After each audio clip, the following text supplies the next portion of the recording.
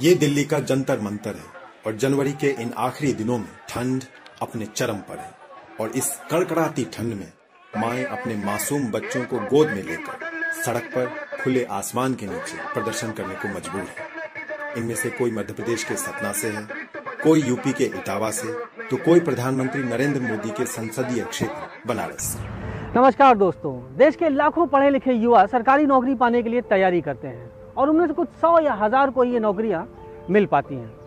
गरीब या मध्यम वर्गीय परिवार के लड़के लड़कियां सरकारी नौकरी पाने के लिए इतनी जद्दोजहद इसलिए करते हैं ताकि उम्र बढ़ने के साथ जब उनका शरीर कमजोर पड़ने लगे या वो किसी दुर्घटना के शिकार हो जाएं, तो उन्हें या उनके परिवार को अपनी ज़रूरतों के लिए किसी दूसरे के सामने हाथ न फैलाना पड़े।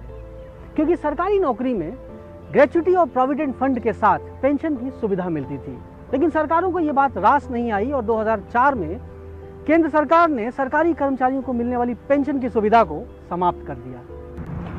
पिछले कई साल से सरकारी कर्मचारी यही बात सरकारों को समझाने की कोशिश कर रहे हैं और देश के हर छोटे बड़े शहरों में प्रदर्शन कर रहे हैं, लेकिन इसके बावजूद सरकारों के कान पर जूं तक नहीं रेंगी। इसका नतीजा ये हुआ कि ये सरकारी कर्मचारी दिल्ली की ओर बढ़ चले।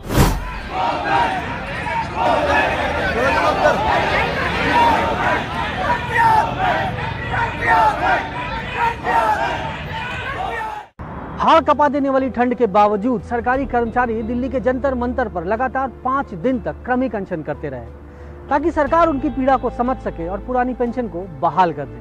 लेकिन यहाँ भी उन्हें निराशा ही हाथ लगी। सरकार के इस रवैये के कारण सरकारी कर्मचारियों का गुस्सा लगातार बढ़ता जा रहा है, जिसकी झलक यहाँ देखने को मिली। ये आंदोलन जब तक नहीं रुकेगा, जब तक बीजेपी सरकार घुटने नहीं टेक देगी, पुरानी पेंशन बहाल नहीं होगी। मैं माननीय वित्त मंत्री जी से अनुरोध भी करती हूँ और उन्हें चेतावनी भी देती हूँ इस दिल्ली के जंतर मंतर से कि अगर वो एनपीएस के फायदे बता रहे हैं तो माननीय आप एनपीएस ले लीजिए और जो पुरानी पेंशन आप खुद ले रहे हैं वो हम सरकारी कर्मचारियों को दे दीजिए।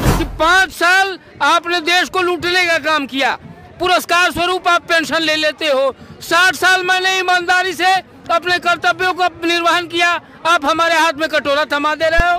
अब तो आप ये देख लो कि साधु महात्माओं की भी पेंशन होगी 2000 रुपए और हम लोगों की कितनी है 1500 1200। इस संविधान के अंदर नेताओं की पेंशन का कहीं भी प्रावधान नहीं है। सरकारी कर्मचारी को सेवानिवृत्ति के बाद पेंशन मिलना उसका संवैधानिक अधिकार है। पूरे देश का 60 लाख शिक्षक कर्मचारी अधिकारी एक होकर अपनी इस ताकत का एहसास इन नेताओं को कराएगा। प्रधानमंत्री जी को यह बताना चाहते हैं कि अगर आपको 2019 में वापसी करना है तो पुरानी पेंशन हम लोगों को दे दीजिए, क्योंकि आप हमारे काशी से सांसद हैं, वहाँ भी वादा किए थे, यहाँ भी कर्मचारियों से आप वादा किए हैं। इस गवर्नमेंट ने हम महिलाओं को घर से बाहर निकल कर सड़कों पे बैठा दिया। छोटे छोटे बच्चों को लेकर आई हैं, इस कड़ाके की ठंड में सड़कों पे बैठी हुई हैं। पुरानी पेंशन जिंदाबाद, जिंदाबाद, जिंदाबाद। पुरानी पेंशन जिंदाबाद, जिंदाबाद, जिंदाबाद। एना माफिया जिंदाबाद, जिंदाबाद। भारत में लगभग 1.5 करोड़ लोग सरकारी नौकरी करते हैं और उनमें से 60 लाख सरकारी कर्मचारी ऐसे हैं जिन्होंने 2004 या उसके बाद नौकरी ज्वाइन की है। ये सारे लोग ओल्ड पेंशन स्कीम से बाहर कर दिए गए हैं। जैसे जैसे इन सरकारी कर्मचारियों की उम्र बढ़ती जा रही है, इनका गुस्सा भी बढ़ता जा रहा है। सोचिए कि सड़क पर आने को मजबूर कर दिए गए इन 60 लाख सरकारी कर्मचारियों के सब्र का बांध अगर किसी दिन टूट गया तो नुकसान किसका होगा।